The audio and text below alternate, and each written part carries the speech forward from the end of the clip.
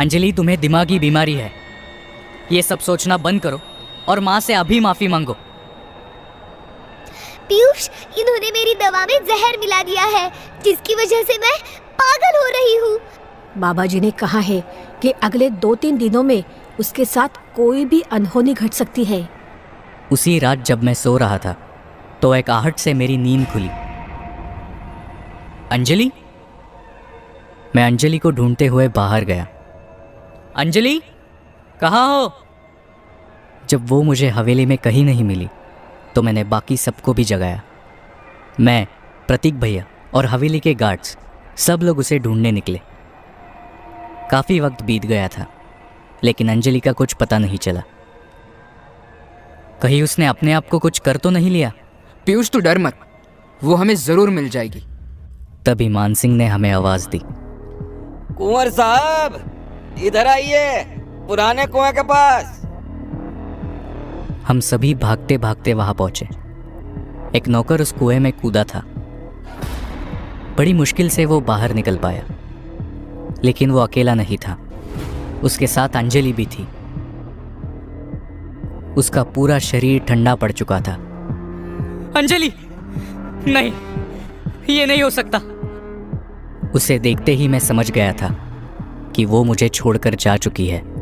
नहीं! अपने अतीत को याद कर पीयूष बेहद गमगीन हो गया था। निक्की को भी इस बात का अफसोस था। मुझे पीयूष के अतीत के जख्मों को नहीं कुरेदना चाहिए था। उसकी मौत के बाद मैं शादी नहीं करना चाहता था। मेरे परिवार ने मुझ पर बहुत दबाव डाला, फिर भी मैं तैयार नहीं हुआ। लेकिन जब मैं गोवा आया और तुमसे मिला तो अपना दिल तुम पर हार बैठा और फिर तुमसे शादी करने का फैसला किया। मैं खुद अपने अतीत से लड़ रहा था। ऐसे में उसकी परछाई मैं हमारे रिश्ते पर नहीं पड़ने देना चाहता था। बस इसीलिए मैंने अंजलि का जिक्र भी तुमसे नहीं किया। लेकिन अब मैं अपनी गलती मानता हूं, मुझे माफ कर दो। नहीं पीयूष, माफी तो मुझे मांगनी चाहिए।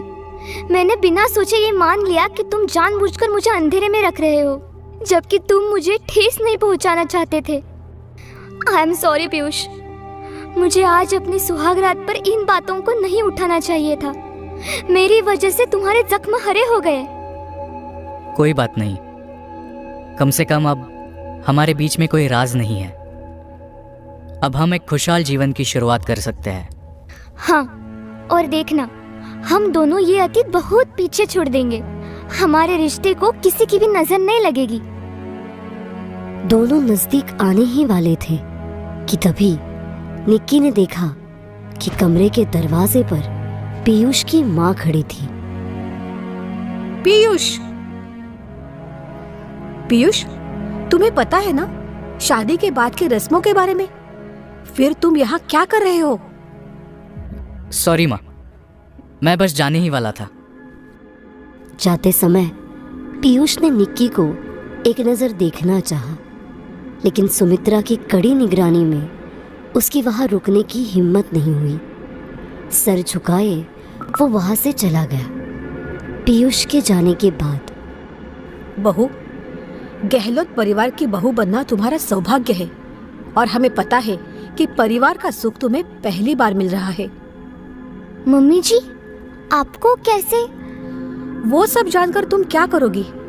बस इतना समझ लो कि हम जानते हैं कि तुम अनाथालय में पली बड़ी हो, लेकिन वह तुम्हारा अतीत था। अब तुम गहलोत परिवार की छोटी बहू हो और टिकमगढ़ की छोटी रानी। छोटी रानी होने के कारण तुम्हें यहाँ के कुछ रस्मों को पूरा करना होगा, जिन्हें किए बिना यह कुटुंब भी अधूरा माना जाएगा। इसलिए मेरे साथ चलो। सभी सुहागिनें तुम्हारा इंतजार कर रही है। आज तुम्हारी पहली रस्म है। लेकिन आज तो हमारी सुहागरात है ना? सुमित्रा ने निक्की की तरफ ऐसी सर्द निगाह से देखा कि उसका बदन सिहर गया। अपना गुस्सा नियंत्रण में रखने की कोशिश करते हुए सुमित्रा बोली, बहू, एक बात समझ लो, इस घर में कुछ ऐसे नियम और कायदे हैं जो तुम्हें कुछ अजीब लगेंगे, लेकिन वक्त के साथ तुम सब समझ जाओगी। रही बात सुहाग रात की, तो सभी रस्में ठीक तरह से संपूर्ण होने के बाद हम बहुत धूमधाम से तुम्हारे सुहाग रात की तैयारी करेंगे। अगले अमावस तक पीयूष और तुम एक दूसरे से नहीं मिल सकते, समझ गई? निक्की ने हाँ में सर हिला दिया, लेकिन उसके मन में कई सवाल चल रहे थे। ये कैसा नियम है? पति पत्नी आपस में मिल भी नहीं सकते? अब तैयार होकर नीचे आ जाओ, हमें रस्में शुरू करनी है। ठीक है, मैं तैयार होकर आती हूँ, पर मुझे पहले अपने दोस्तों से बात करनी है। मैंने उनसे यहाँ आकर एक बार भी बात नहीं की। मेरा फोन कहीं खो गया है। नहीं बहू, जब तक ये सारी रस्में पूरी नहीं हो जाती तब तक तुम बाहरी लोगों से बात नहीं कर सकती। एक बार सब कुछ सही तरह से संपूर्ण हो जाए, फिर जी भर के तुम अपने दोस्तों से बात करना। इतना कहकर सुमित्रा वहां से चली गई। अपनी सास की बातें सुन निक्की का मूड काफी बिगड़ चुका था। यार, ये क्या नाटक लगा रखा है? इनकी तो रस्में ही खत्म नहीं हो रहे, ऊपर से मेरा फोन भी गायब है। निक्की जल्द ही तैयार होकर नीचे आ गई। उसने देखा कि सामने कुछ औरतें लाल जोड़े में हाथ में कलश लिए खड़ी है। निक्की ने देखा कि सुमित्रा भी एक कलश लिए वहां खड़ी थी। तभी एक बूढ़ी सी औरत उसके तरफ चल कर आई। चलो नई बहुरानी, पुश्तैनी हवेली के कुएं पर तुम्हारी पहली रस्म होगी। पुरानी हवेली का कुआं? कहीं ये वही कुआं तो नहीं जहाँ अंजलि की मौत हुई थी? उफ, कितना डरावना लग रहा है ये कुआं। मुझे तो अंजलि का सोचकर भी डर लग रहा है, ऊपर से ये अजीब सी रस्में। क्या सोच रही हो निकिता? कुछ नहीं मम्मी जी, बस ये सोच रही हूँ कि ये सारी रस्में आखिर किस लिए करवाई जाती है। देखो बेटा, तुम्हें अब पिछली जिंदगी को पूरी तरह भूलकर अपना सब कुछ इस परिवार को समर्पित करना होगा।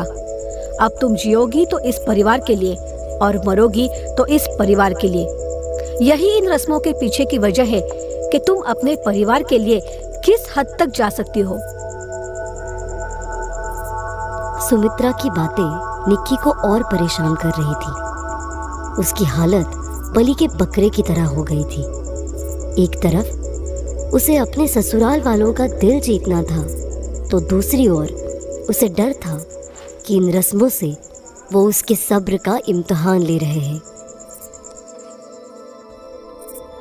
तभी कुएं के पास खड़ी औरतों ने एक साथ कोई लोकगीत गाते हुए कुएं के चारों ओर घूमना शुरू कर दिया। इस गीत का क्या मतलब है मम्मी जी? ये कुआं जीवन की कठिनाइयां और अंधकार का प्रतीक है, और यह कलश जीवन की उम्मीद और हमारे कर्म है।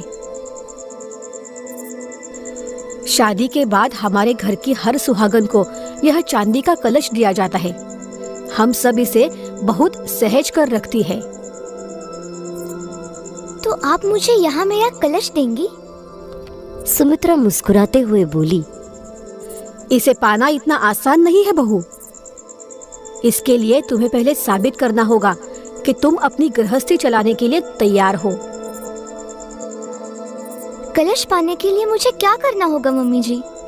मैं भी ये रस्म पूरी करना चाहती हूँ। तुम्हारा कलश इस कुएं में है, तुम्हें उसे कुएं से बाहर निकालना है। क्या? नहीं नहीं, मैं ये नहीं कर सकती।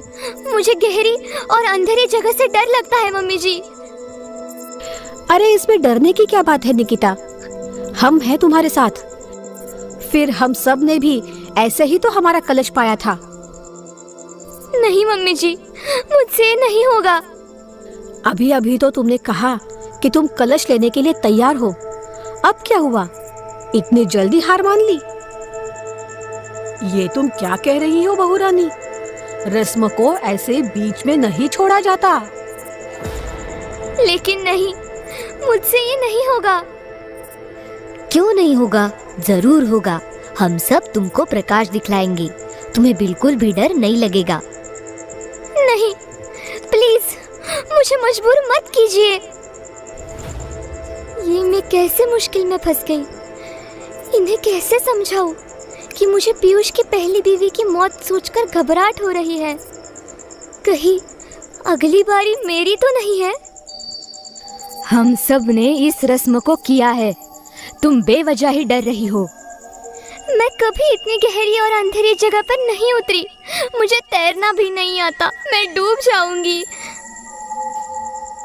सारी औरतें निकिता को घेर कर कुएं के एकदम पास ले आई थी और निकिता को इसका एहसास भी नहीं हुआ था।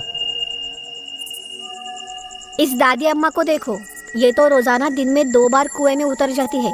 तुम बेकार में डर रही हो। और पानी इतना ज्यादा गहरा भी नहीं है, चाहो तो खुद देख लो।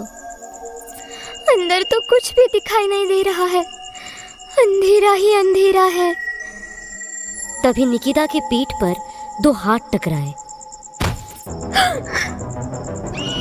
और वो असंतुलित होकर कुएं के अंधकार में खोने लगी।